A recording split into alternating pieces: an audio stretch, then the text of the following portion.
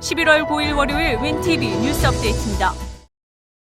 미국 제약회사 파이자는 9일 발표한 성명에서 개발 중인 코로나 백신이 임상 3상 시험에서 90% 이상 효과를 나타냈다고 발표했습니다. 화이자는 개발 중인 백신이 놀랄 만큼 강력한 90%의 코로나 예방 효과가 있다고 하며 이달 말 식약청의 긴급 사용 승인을 받을 것이라고 밝혔습니다. 파이자는 성명에서 백신을 투여한 임상시험 참가자 43,538명 중 코로나에 감염된 사람은 94명으로 참가자의 코로나 감염률은 10% 미만으로 나타났다고 밝혔습니다. 엘버트 불러 화이자 최고 경영자 역시 오늘은 과학과 인류에게 멋진 날이라며 성과를 자축했습니다. 그러나 백신 전문가들 중에서 백신의 안정성을 평가하기에는 아직 이르다는 의견도 있습니다. 미국 식품의약국 FDA는 최소 향후 2개월 동안은 결과를 모니터링해야 할 것이라고 밝혔습니다. 또한 과학자들은 백신이 최소 75%의 효과가 있기를 바라며 이번 화이자 측이 밝힌 90% 이상의 효능은 상당히 높은 수치라고 평가했습니다. 블라디미르 푸틴 러시아 대통령은 미 선거에 대해 법적 문제가 해결되고 결과가 공식화될 때까지 바이든의 승리를 축하하지 않을 것이라고 크렘린궁이 오늘 월요일 발표했습니다. 푸틴은 바이든에 대해 축하의 메시지를 보내지 않은 소수의 세계 지도자 중 하나입니다. 2016년 트럼프가 승리했을 때 푸틴은 즉각 축하의 뜻을 표했고 트럼프의 도전자였던 힐러리 클린턴은 투표 다음날 패배를 인정했습니다. 또한 세계적으로 미 대선을 둘러싸고 입장들이 엇갈리고 있습니다. 브라질, 터키의 지도자들 또한 축하의 메시지를 보냈으나 안드레스 멕시코 대통령도 법적 난제가 해결될 때까지 기다릴 것이라고 말했습니다. 미국 대선에서 승리한 조 바이든 당선인은 당선인일까 아닐까? 결론부터 말하면 아직은 공식적으로 당선인 신분이 아닙니다. 1963년 발효된 미국 연방법은 한국의 조달청에 해당하는 GSA라는 연방 조직이 대통령 당선인을 확정해 정권 인수팀의 활동을 지원해야 한다고 규정하고 있습니다. GSA에 실질적인 대통령 당선인 확정 권한을 부여한 셈입니다. 이렇게 중요한 권한을 다름 아닌 조달 업무를 하는 정부기관에게 부여한 이유는 선거 직후 정권 인수팀의 인수활동에 필요한 예산 조달 문제가 새로 발생하기 때문입니다.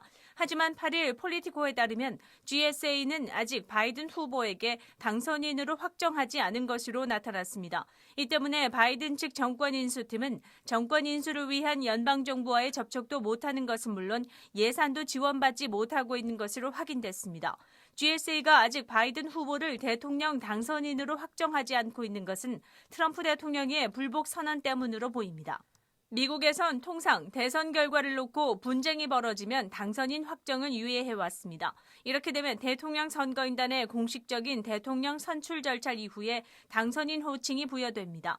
이런 사정 때문에 백악관도 바이든 후보 정권 인수팀에 이날 연락을 취해오지 않은 것으로 전해졌습니다. 그럼에도 불구하고 미국 언론은 현재 바이든 후보를 대통령 당선인이라고 표현하고 있습니다. 이는 전례대로 이번 대통령 선거 때도 승자 확정을 미국 언론에서 판단해 공표한 때문으로 보입니다.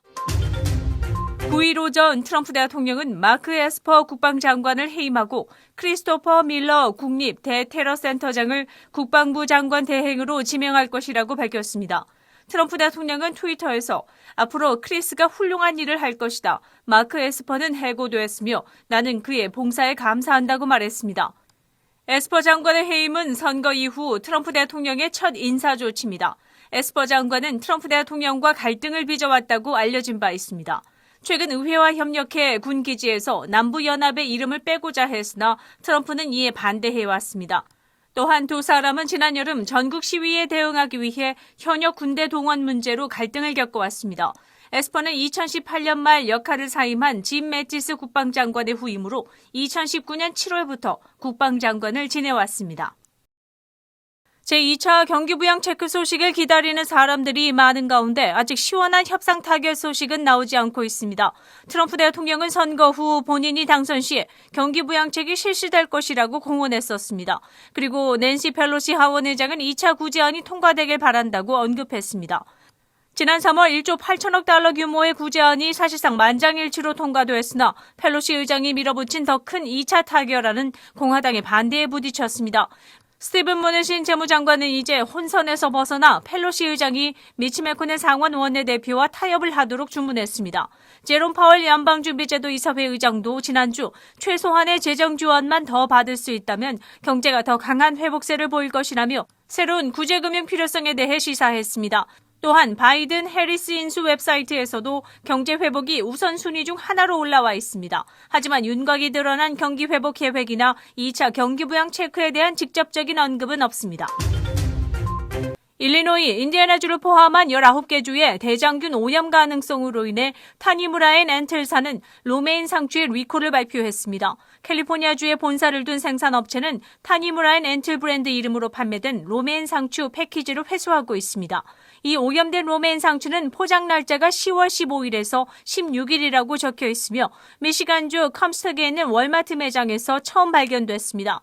이번 리콜은 미 식품의약청 FDA 주도로 19개 주에서 약 3,500파운드의 로메인 상추를 회수하고 있으며 잠재적으로 영향을 받을 수 있는 총 3,396개의 제품이 실린 컨테이너가 일리노이와 인디애를 포함한 19개 주에 선적돼 대장균 주의보가 내려진 상태입니다.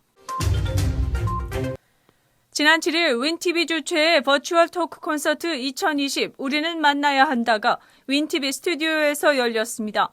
이 행사는 한국의 방송통신전파진흥원의 지원으로 제작되고 있는 윈티비 3부작 다큐멘터리 재미이산가족 상봉추진위원회 30년 보고서의 일환으로 기획됐습니다.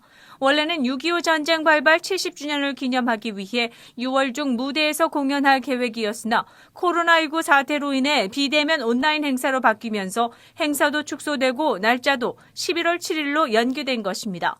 이번 행사에서 재미이산가족 상봉추진위원회 정치보고서를 발표한 이차희 사무총장의 언급처럼 공식적으로 정치적 활동을 시작한 것은 20년 전이지만 이차희 사무총장이 아버지를 찾아 만주에 갔다가 북에 정착한 아버지를 찾기 시작한 때를 기점으로 모든 이산가족들의 사연과 삶을 다루는 의미에서 전체 다큐의 제목은 재미이산가족 상봉추진 30년 보고서라는 제목을 채택하게 됐습니다. 이날 윈티비 스튜디오에는 대형 모니터 11대로 멀티스크린 시스템이 마련된 가운데 줌을 통해 워싱턴, 뉴욕, LA와 한국의 패널들과 고정 청중들이 초대되고 유튜브, 페이스북, 공중파 채널 24.6의 윈티비2 채널로 동시 생방송돼 전 세계 시청자가 함께 공연을 즐겼습니다.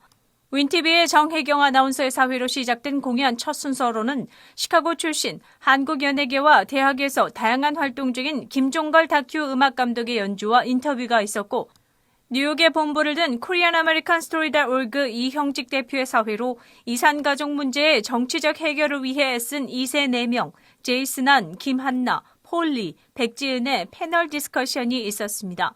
시카고 한인 2세 어린이들의 스킷 재미이산가족 그게 뭐야와 동족 상잔의 비극을 통해 재미이산가족 문제의 현실을 어린이들의 시점에서 조명하는 공연도 눈길을 끌었습니다.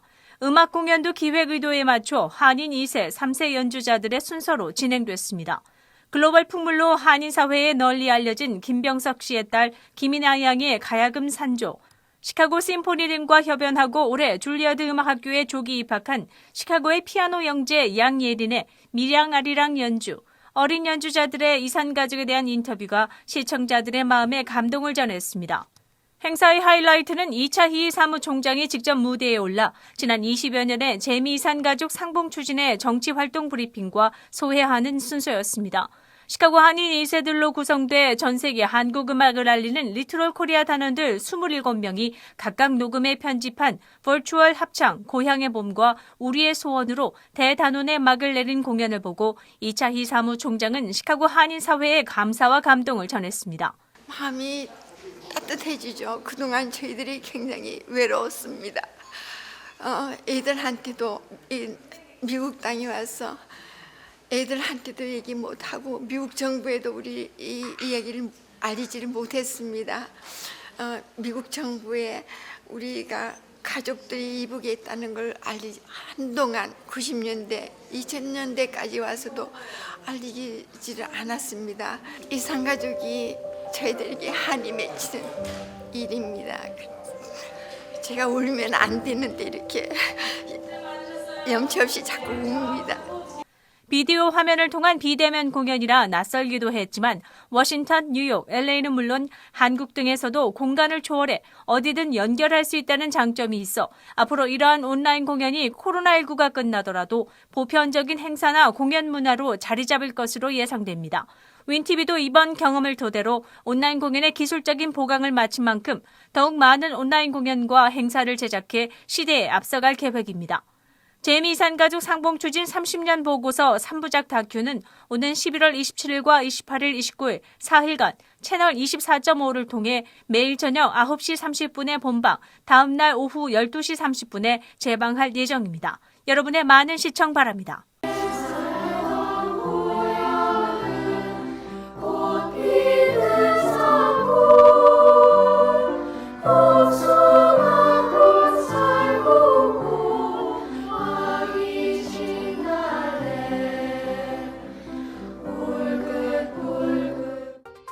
(11월 9일) 월요일 코로나19 현황입니다. 미 전 지역 누적 확진 1,034만 3,762명, 신규 확진 5만 3,681명, 누적 사망 24만 3,967명, 하루 새 신규 사망자 수는 199명이며 지금까지 완치된 사람은 651만 4,317명입니다. 일리노이주 누적 확진 49만 8,560명, 하루 신규 확진자 수는 1,573명으로 지난 나흘간 연속 10,000명을 넘었습니다.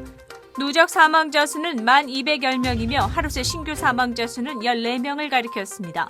다음은 각 주의 신규 확진자와 신규 사망자 수입니다.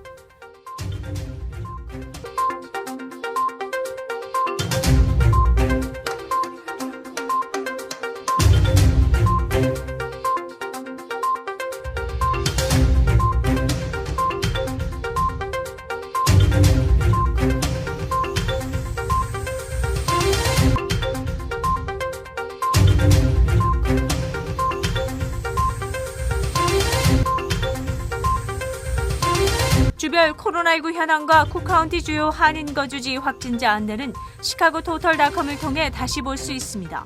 윈TV 24.5와 MCTV 24.6 방송은 공중파 채널을 통해 시청하실 수 있습니다. 코로나19 비상시국 뉴스24에서는 여러분의 제보를 기다립니다. 제보 전화는 224-283-8200번입니다.